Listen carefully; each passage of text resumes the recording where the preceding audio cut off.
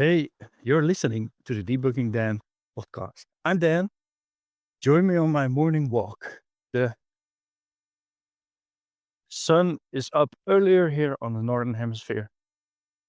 So when I walk here, it is now often more light than walking in the dark. That's great. Let me jump into today's topic that I'd like to discuss. I'd like to talk about GitHub actions and using them for something different than they're meant for. So, short explanation, GitHub actions are actions that you can have performed automatically at some kind of trigger. Often you use it when you create a pull request or when you merge code or you build a release to trigger some kind of actions like building the code, doing tests, validations. That's what they're often used for. And you get a bunch of minutes. So that's execution minutes for free when you have a GitHub account for your private repositories, and for your public repositories. I believe that you even get unlimited action time. And that's what I've been using. I've used it in the past when I did personal projects. I stopped doing projects at home a while ago because it was getting too much in terms of time, concentration, and being present. But now I use GitHub Actions for other purposes. I use them for podcast automation, for example. So when I record this podcast here outside on my phone, I use N8N to do some automation.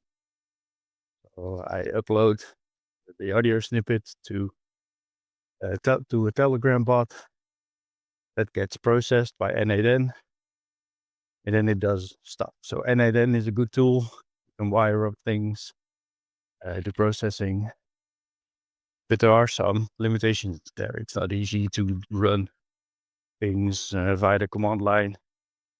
So I cannot use it for everything. And that's not a problem because I use GitHub Actions. So GitHub Actions give me a way to automate things without having to set up a VPS or something else because of the generosity GitHub giving free actions. You don't even need to pay for it. You might need to make your GitHub action flow, your YAML file that describes the flow that needs to be executed in a public repository. But in my case, that's not really an issue because I don't really have anything special there. So I use it when I publish a podcast in my podcast platform, and it then automatically sees the updated podcast, and it would then trigger a GitHub action that would generate a thumbnail for the podcast itself, and it would create a video fixing an image to the audio so I can upload it to YouTube, for example. And I can't really do that with N8N because it would be in a complex script. I don't have N8N set up in a way that it can easily invoke FFmpeg and other things. But what I can do is have N8N use my GitHub token and execute an action. And on GitHub, I very easily, I had AI create a workflow for me that takes the input parameters of the MP3, which it downloads from the podcast platform, and it processes it. That gets all automated, and at some point it's done. And I can even download the generated results from GitHub, so I don't need to mess around with having it be stored somewhere or something similar. I can just download that from Github, where the artifact retention for that specific flow is like 30 days. So I can download it in my phone, unzip the artifact, and use the image or the generated video.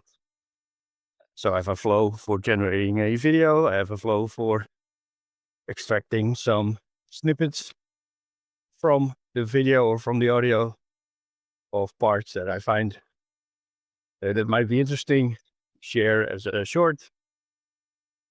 And I wanted to share this on the podcast to maybe trigger someone else looking beyond GitHub Actions or code, but maybe also doing it for automating things. It's really simple.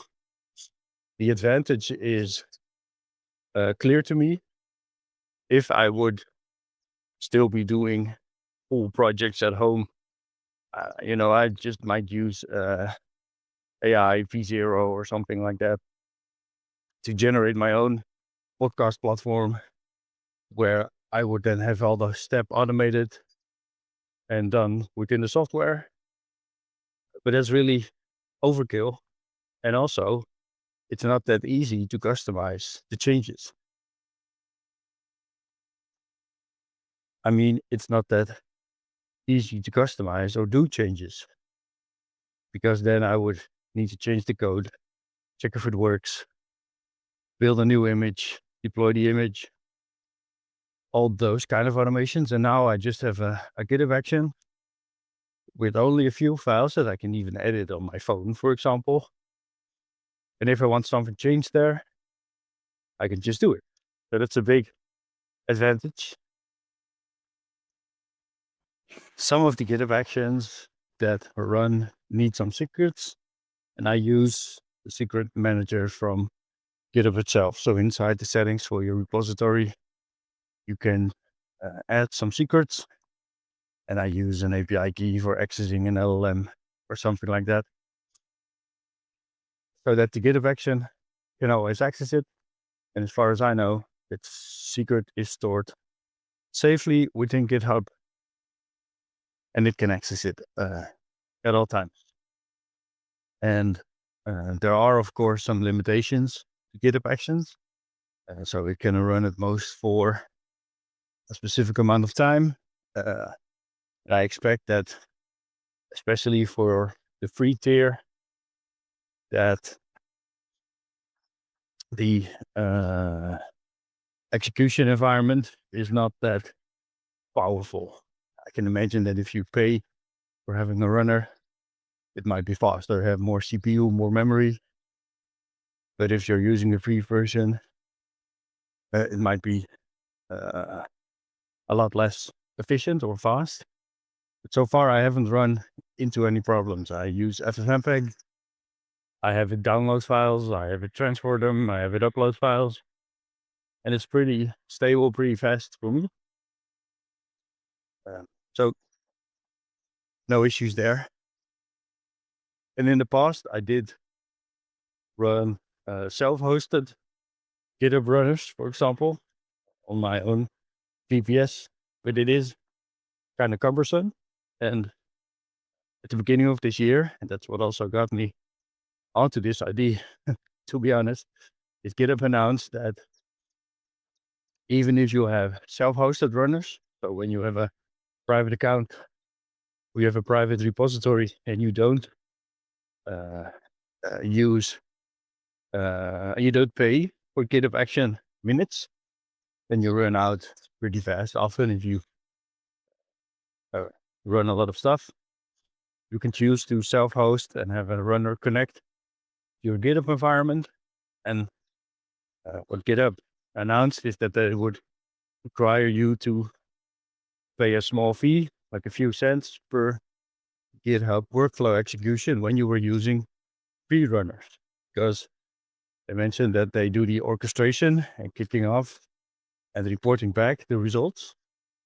So they wanted to start asking money for that, which caused an uproar in the community.